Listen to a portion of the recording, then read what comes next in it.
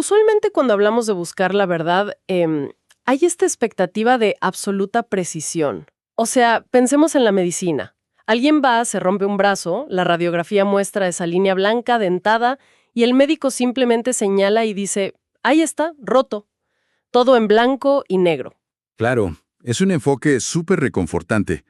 Nos encanta que el mundo sea visible, categorizable y sobre todo que nos ofrezca certezas que podamos casi tocar con las manos. Pero luego entramos al mundo de la filosofía y de repente esa máquina de rayos X se rompe por completo. Porque hoy vamos a plantear una idea que de entrada suena, bueno, absurda. La idea de que esa búsqueda de la verdad objetiva y pura es en realidad una gran mentira fundamentada en malos hábitos gramaticales. Y es una afirmación fuerte porque hace tambalear siglos enteros de pensamiento humano. Nos obliga a mirar el paisaje de la realidad, no como un mapa clarísimo, sino como un territorio profundamente turbio, inexplorado. Y para quienes nos escuchan hoy, bienvenidos a esta inmersión profunda. Nuestra misión es meternos en las entrañas de uno de los textos más desafiantes y revolucionarios de la historia. Hablamos de Más allá del bien y del mal, preludio de una filosofía del futuro, de Friedrich Nietzsche. Exacto, y para ser precisos con las fuentes, nos estamos basando en la edición de Alianza Editorial en la colección Biblioteca Nietzsche, con la traducción de Andrés Sánchez Pascual, un texto publicado originalmente en 1886. Que sigue demoliendo certezas hoy en día, o sea, no envejece. Y el objetivo de esta conversación no es recitar un índice ni abrumar con jerga académica incomprensible. Queremos extraer la esencia de las 3 primeras secciones del libro. Sí, la idea es entender cómo Nietzsche nos exige cuestionar absolutamente todo lo que damos por sentado. Ya sabes, sobre la moralidad, la fe e incluso cómo funciona nuestra propia mente. Pues arranquemos desempacando el prefacio, porque ahí Nietzsche lanza una analogía brillante sobre el dogmatismo. Él argumenta que los filósofos, en este intento como superromántico de atrapar la verdad, terminaron construyendo dogmas inflexibles. Así es, pero lo fascinante aquí es que usa la historia para validar el error. Nos recuerda que la astrología, que es una creencia sin ninguna base científica real, fue exactamente lo que inspiró la construcción de la gran arquitectura monumental en Asia y Egipto. ¡Wow! O sea que la falsedad construyó grandeza. Totalmente. Nietzsche no está diciendo que el error sea inútil, para nada. Al contrario, demuestra que la filosofía dogmática del pasado, aunque estaba plagada de equívocos, dejó una herencia invaluable. Claro. Y esto lo ilustra de forma hermosa con la imagen del arco tenso. Históricamente, digamos que se ha creado una tensión inmensa entre dos polos opuestos. Por un lado, tienes el platonismo y el cristianismo. Que insisten en verdades absolutas y mundos ideales, me imagino. Exactamente. Y por otro lado, el perspectivismo moderno, que acepta que todo depende del cristal con que se mire. Y claro, esa tensión genera incomodidad. Y es súper natural que el ser humano quiera aliviar esa incomodidad. De hecho, en el texto se menciona que instituciones como el Jesuites o los movimientos democráticos de la Ilustración intentaron relajar esta tensión para que todos vivieran más tranquilos, ¿no? Sí, buscaban destensar la cuerda, pero Nietzsche ruega explícitamente que no relajemos el arco. Su argumento central es que necesitamos esa fricción, esa terrible incomodidad intelectual. O sea, un arco que ha perdido su tensión no sirve para absolutamente nada. No dispara nada. Exacto. Solo manteniendo esa fuerza acumulada por siglos de conflicto ideológico, la humanidad va a poder disparar su flecha, la flecha humana hacia nuevas cimas, hacia el futuro. Guaro, si aceptamos que no debemos relajar el arco y que los dogmas basados en errores fueron útiles, entonces surge una pregunta inevitable sobre nuestra obsesión moderna por la verdad objetiva. Ajá, y es una pregunta incómoda. Nietzsche dice, a ver, ¿qué pasaría si la mentira, la incertidumbre y la ignorancia tuvieran mucho más valor para preservar la vida que la verdad misma? Es un ataque directo a la yugular de la filosofía tradicional, ¿verdad? Toda la metafísica, sí, porque los metafísicos asumen que las cosas de mayor valor deben tener un origen puro. Creen ciegamente que la verdad no puede nacer del engaño, como si fueran opuestos irreconciliables. Blancos y negros. Totalmente. Y la genialidad de Nietzsche es sugerir que quizás esos opuestos ni siquiera existan en la naturaleza. Podrían ser simplemente perspectivas de primer plano, etiquetas que los humanos inventamos por pura conveniencia. O sea que insinúa que el engaño e incluso nuestros impulsos más egoístas son los verdaderos motores de lo que luego bautizamos elegantemente como la verdad? Exacto. Le ponemos un moño y le llamamos verdad. Tengo una imagen para esto que me vino a la mente. Es como si un filósofo fuera el director de una película que le jura a la prensa estar filmando un documental 100% objetivo sobre la realidad. Me gusta por dónde vas. Pero cuando analizas la cinta, la película final, te das cuenta de que en realidad está dirigiendo un guión escrito por sus propios traumas, sus miedos inconfesables o sus ansias de poder. Esa es una representación perfecta de lo que Nietzsche denomina la confesión moral de todo autor. Él sostiene que esa lógica fría y puramente racional no existe. Todo pensamiento filosófico nace de un instinto. De una necesidad personal, digamos. Exacto. De un impulso vital que usa la razón simplemente como una herramienta de relaciones públicas, para justificarse a posteriori. Pone el ejemplo clásico de los estoicos, que es fascinante. Ah, los que predicaban con gran solemnidad que el ser humano debía vivir según la naturaleza. Esos mismos, aceptando pasivamente la indiferencia de la naturaleza. Pero Nietzsche los acusa de fraude, de frente. Les dice hipócritas, básicamente. Sí, les dice, a ver, ustedes no están aprendiendo de la naturaleza. Ustedes están tomando sus propios ideales humanos, su propia rigidez estoica, y se los están imponiendo tiránicamente a la naturaleza. ¡Wow! Crean un universo a su imagen y semejanza, y luego tienen el tremendo descaro de fingir que simplemente lo descubrieron. Pero espera, esto me genera un cortocircuito, porque si llevamos esta idea al extremo, Nietzsche no solo está criticando la moralidad, sino cómo percibimos la realidad física. O sea, ¿se mete con Immanuel Kant y su idea de los conceptos a priori? Sí, se mete con los pesos pesados. Como percibir el espacio en 3 dimensiones o la mismísima ley de causa y efecto. Y para entender por qué hace esto, hay que ver el problema desde una perspectiva casi evolutiva.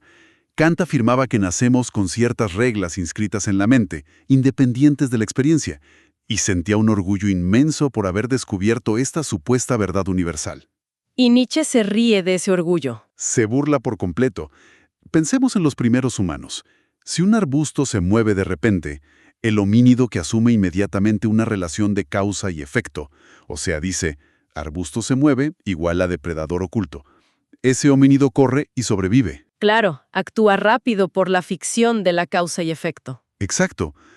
Pero el homínido que se queda quieto intentando analizar objetivamente si existe una causalidad real, comprobable, bueno, ese es devorado por el león. Es como si la mente humana fuera el motor gráfico de un videojuego. O sea, el juego viene precargado con un sistema de físicas, con gravedad y espacio tridimensional, simplemente para que el juego pueda funcionar y el personaje no se estrelle contra las paredes. Qué buena analogía, sí. Pero ese sistema de físicas no es la realidad absoluta de los microchips de la computadora. Inventamos la causalidad para sobrevivir en el juego, no porque sea una verdad cósmica. Impecable. Es exactamente eso.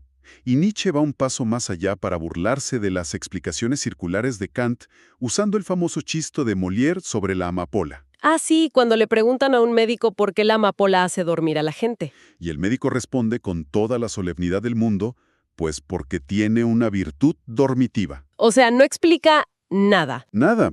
Y Nietzsche dice que explicar que entendemos la causalidad porque tenemos una facultad para la causalidad es igual de ridículo. Son ficciones útiles, herramientas de supervivencia, pero ficciones al fin y al cabo. Aquí es donde necesito presionar un poco el argumento. Si aceptamos la broma de la amapola y asumimos que todo desde la existencia del espacio tridimensional hasta la noción de causa y efecto es una mentira útil, ¿no estamos abriendo la puerta a un nihilismo corrosivo? ¿En qué sentido? O sea, un mundo donde ya absolutamente nada importa porque todo es falso.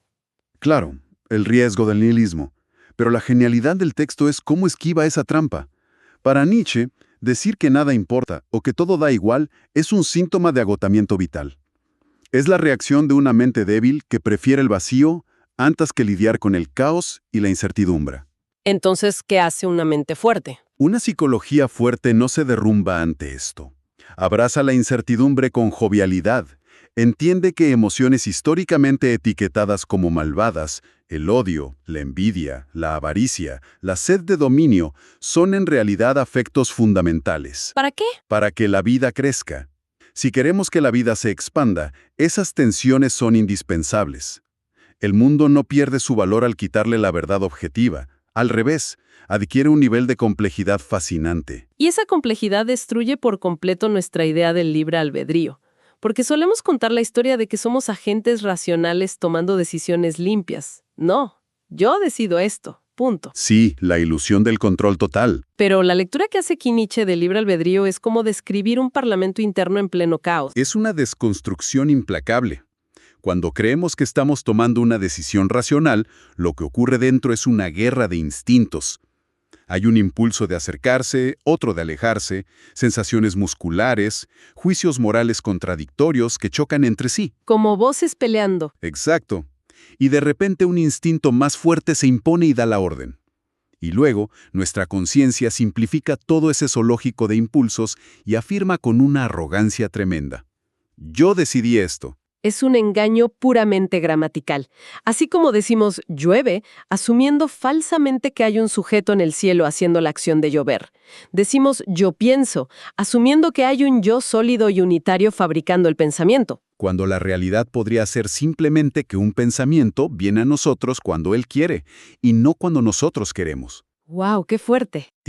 Un cuento que nos inventamos después de que la batalla interna ya fue ganada por algún instinto oculto. Entonces, si ese yo no existe como un agente limpio, y la verdad es una ficción útil, la pregunta es, ¿quién puede sobrevivir en este nivel de caos psicológico sin volverse completamente loco? Esa es la gran pregunta. ¿Quién es la persona capaz de habitar lo que Nietzsche llama esta falsificación luminosa del mundo? Y esa pregunta nos introduce a una de las figuras más icónicas del texto, el espíritu libre. Este individuo es la antítesis absoluta del buscador de verdades objetivas. El académico tradicional, digamos. Exacto. Mientras que el académico quiere encontrar una doctrina sólida y petrificarla en un libro, el espíritu libre ama el matiz. Encuentra una belleza profunda en poner un gran signo de interrogación al final de sus propias convicciones más queridas, e incluso al final de sí mismo. Me gusta imaginar el contraste entre, no sé, un político tradicional y un artista callejero o un bufón. El político, para sobrevivir y mantener a la masa contenta, tiene que ser súper predecible. Tiene que aferrarse a dogmas inflexibles y moverse de forma rígida. Si cambia de opinión, lo acusan de traidor. Claro, la gente desconfía de él. Pero el espíritu libre es como ese artista que no le debe lealtad a ninguna ideología externa. Puede fluir, contradecirse, cambiar de forma constantemente. Esa fluidez es su mayor característica. Fluye como un río complejo, haciéndose intencionalmente difícil de interpretar. Y para lograr esto, el espíritu libre necesita usar máscaras. Máscaras literales. Metafóricas de comportamiento, corre, se esconde, adopta posturas que no son suyas en realidad, e incluso disfruta viendo cómo sus propios amigos lo malinterpretan. No tiene el menor problema en descender y mezclarse con la norma, escuchar a los cínicos y aprender de la autocomplacencia del mundo. Todo eso sin perder su sentido del humor, supongo.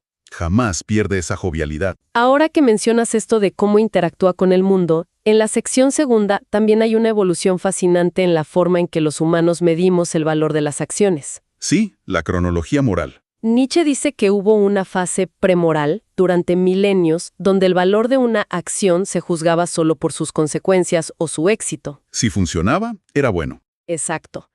Luego pasamos a la fase moral, que es la actual, donde juzgamos a las personas por su intención consciente, por el qué querían hacer. Pero el espíritu libre está asomándose a una nueva fase, la extramoral. Y en esa fase extramoral, se comprende que la intención consciente es solo la punta del iceberg. Es una piel superficial que oculta muchísimo más de lo que revela. El verdadero valor y significado de una acción radica precisamente en lo no intencionado. En lo que no nos damos cuenta que hacemos. En esos abismos del instinto que escapan completamente a la conciencia. Pero te planteo un desafío sobre esta forma de vivir, del espíritu libre. Si este individuo se esconde detrás de acertijos, si usa máscaras constantemente, e incluso sugieren al tratar su propia memoria para borrar los testigos de su vulnerabilidad. Ajá. ¿No es esto una forma sumamente elaborada de cobardía? O sea, no es simplemente alguien huyendo de la sociedad porque no tiene la fuerza para enfrentarla directamente. Es una objeción súper válida, y muchos lo leen así al principio, pero la perspectiva de Nietzsche no es de cobardía, sino de pudor y preservación estratégica. A ver, imagínate un vino de una cosecha extremadamente sutil, frágil y exquisita. Ok, lo tengo. Si lo sirves en una fina copa de cristal y lo sacas a la mitad de una tormenta de granizo, se va a destruir, se va a aguar. Para transportarlo a salvo, lo escondes dentro de un barril de madera tosco, rústico, quizás hasta feo. Wow. El barril es la máscara. Esa es la máscara. El espíritu libre aparenta ser común, a veces áspero o contradictorio, para proteger su riqueza interior de la indignación moral y la ruidosa solemnidad de las masas. Se enmascara para no ser contaminado por la chusma, como él la llama. Además, leyendo el texto queda clarísimo que estos filósofos del futuro no son mesías. No están tratando de redactar un nuevo manual de reglas para salvar al mundo entero, ¿verdad? Para nada. Huyen de eso. Tienen sus verdades, sí, pero insisten en que son verdades para ellos mismos, no leyes universales aplicables a todos. Por eso chocan tan brutalmente con los que Nietzsche llama niveladores modernos. Los niveladores, estos pensadores bien intencionados, cuyo objetivo supremo en la vida es abolir el sufrimiento humano y crear una sociedad de total igualdad. Exactamente. El choque es frontal porque el espíritu libre entiende algo que los niveladores ignoran por completo. Entiende que la grandeza humana y la profundidad de espíritu se cultivan única y exclusivamente en el crisol del sufrimiento y la gran tensión. O sea, si quitas el dolor, quitas el potencial. Así es. Al intentar erradicar todo domóvor y nivelar a la humanidad para que todos estén cómodos, lo que realmente están haciendo es podar la posibilidad misma de que florezca la genialidad. Y esto nos conecta perfecto con la tercera sección, porque si el sufrimiento es la herramienta indispensable para cultivar la grandeza humana, ¿qué ocurre cuando una institución histórica decide monopolizar, gestionar y, a su manera, erradicar ese sufrimiento? Claro, entramos al terreno religioso. Esto nos lleva irremediablemente a la disección crítica que hace Nietzsche de el ser religioso. Y es una disección implacable, ¿eh? Observa cómo el cristianismo temprano irrumpió en el Imperio Romano. Roma, en ese momento, era un mundo relativamente escéptico, libre, con una nobleza que afirmaba la vida terrena. Disfrutaban su poder. Exacto. El cristianismo se presentó allí como una rebelión radical de los oprimidos, exigiendo lo que Nietzsche llama un suicidio de la razón. Demandaba el sacrificio del orgullo, de la autonomía. Todo lo que hacía fuerte a Roma. Sí, y lo hacía cultivando un amor casi morboso por el sufrimiento. Pero no un sufrimiento creador, sino como una forma de venganza psicológica contra esa nobleza romana. Habla de una especie de patología en el texto, ¿no? La neurosis religiosa describe cómo estas figuras ascéticas, los santos y monjes, mezclaban prácticas extremas de ayuno y aislamiento absoluto. Sí, un cóctel peligrosísimo. Y estas prácticas producían oleadas de alucinaciones y de voluptuosidad, que luego eran seguidas inmediatamente por un arrepentimiento aplastante y la negación de sí mismos. Es un naufragio de la psique. Esa mente necesita desesperadamente dividir el mundo en opuestos irreconciliables, como decíamos antes. Necesita el drama del pecador inmundo, que mágicamente por gracia divina se transforma en el santo puro. Y además, hace observaciones estéticas súper agudas sobre cómo se manifiesta esta fe según la geografía. No es lo mismo en todos lados. Para nada. Contrasta la religión del norte de Europa, el protestantismo, que describe como algo rústico, plebeyo y directo. ¿Sin intermediarios? Exacto. Y lo contrasta con el catolicismo del sur de Europa, que lo ve como mucho más refinado, sutil y aristocrático en sus formas y rituales. Fíjate que mi parte favorita de esta crítica estética de las formas es cuando aborda la Biblia, porque no rechaza todo por igual. Muestra una reverencia absoluta por el Antiguo Testamento. Le fascina la grandeza de esos textos. Dice que es un monumento grandioso, aterrador, lleno de personajes con una voluntad inmensa, gigantes. Y, en contraste total, siente un desprecio profundo por el Nuevo Testamento. Lo ve como una versión suavizada. Sí, como una domesticación blanda de esa fuerza originaria. De hecho, afirma que haber encuadernado juntos esos dos libros tan dispares es, y cito, el mayor pecado contra el espíritu que ha cometido la literatura europea. Es una provocación literaria tremenda, pero muy lúcida. Ahora, el corazón de su análisis religioso en esta sección es lo que podríamos visualizar como la escalera del sacrificio. Traza la evolución de este instinto religioso en peldaños muy claros. A ver, ¿cómo funciona esa escalera? En las etapas primitivas, el primer peldaño, el sacrificio consistía en ofrecer a los dioses lo que más valoraba la tribu en el mundo físico, sus seres humanos más fuertes o sus primogénitos. Sangre literal. En el segundo peldaño, durante la era moral y ascética, la humanidad dejó de derramar sangre física para sacrificar algo más íntimo. Sacrificaron su propia naturaleza humana, sus instintos más vitales, su sexualidad, su voluntad de poder. Todo eso se reprimió en el altar de la divinidad. ¡Wow! ¿Y cuál es el último escalón? El de nuestra época, la modernidad. Este es el más radical de todos. En la modernidad, la humanidad sacrifica a Dios mismo. Lo echamos por la borda. Pero ojo, no para alcanzar la verdadera libertad. Entonces, ¿para qué? Lo matamos a cambio de adorar la nada. Es el nihilismo absoluto. El ser humano moderno, ya sin Dios, termina adorando la gravedad, las leyes físicas ciegas, el vacío mecanicista. Esto me hace pensar muchísimo en nuestro día a día, en cómo vivimos hoy.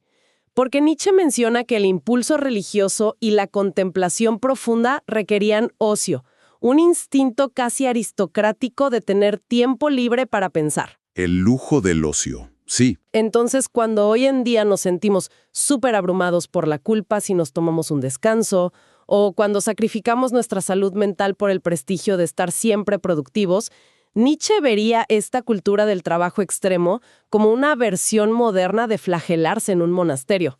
Sin duda alguna, estoy convencido de eso. La laborosidad moderna, esa que no deja tiempo ni para respirar, es una mutación directa de ese mismo instinto ascético. Al glorificar el estar constantemente ocupados, ahogamos nuestra capacidad de reflexión profunda. Es como un escape. Exacto. Y lo más revelador es que el ateísmo moderno, el de esos niveladores que mencionamos antes, está impulsado por el mismísimo miedo que impulsaba a la religión. ¿Miedo a qué? Antes se creían Dios con cierto arrojo, con pasión. Hoy se niega a Dios porque a la mente moderna le aterroriza el caos del universo y busca la seguridad estéril de un mundo puramente mecánico, científico y calculable.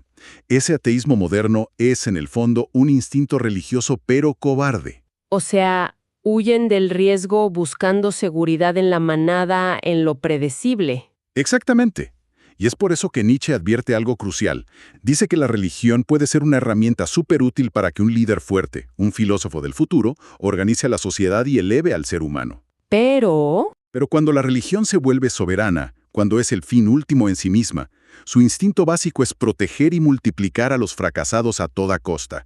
Busca igualar a todos por lo bajo, convirtiendo a la humanidad entera en lo que él llama, con una dureza tremenda, un aborto sublime. un aborto sublime. ¿Qué imagen tan fuerte para describir a la humanidad convertida en rebaño? Es devastador.